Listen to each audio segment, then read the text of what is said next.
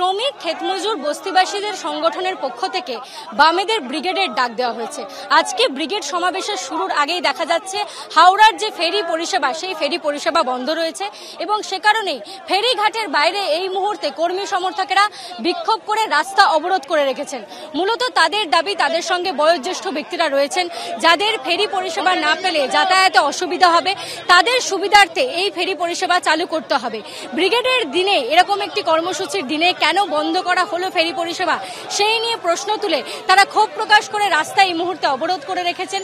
তারা মূলত যে দাবিটা করছেন যে চক্রান্ত করে বন্ধ করা হয়েছে এই ফেরি পরিষেবা, কারণ লক্ষ লক্ষ মানুষ আসতে চলেছে এই ব্রিগেড সমাবেশে, সে কারণেই বন্ধ রয়েছে এমনটা তাদের দাবি হলেও কর্তৃপক্ষ পক্ষ থেকে জানানো হয়েছে যে ভেসেল রিপেয়ারিং এর জন্য গিয়েছে এবং পর্যাপ্ত ভেসেল না থাকার কারণে গতকাল বিজ্ঞপ্তি দিয়ে জানানো হয় যে আজকে 20 তারিখ ভেসেল পরিষেবা অর্থাৎ যে ফেরি পরিষেবা তা কিন্তু বন্ধ থাকবে।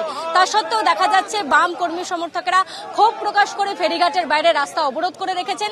ক্যাম্প থেকে বারংবার ঘোষণা করা হচ্ছে যেন এখানে জমায়েত না করা হয়, তারা যেন বাসে করে ধর্মতলার উদ্দেশ্যে রওনা দিয়ে সেখান থেকে ব্রিগেড যান। তবে সেক্ষেত্রেও দেখা যাচ্ছে ক্ষোভ কিন্তু উগরে দিচ্ছেন বাম কর্মী সমর্থকেরা।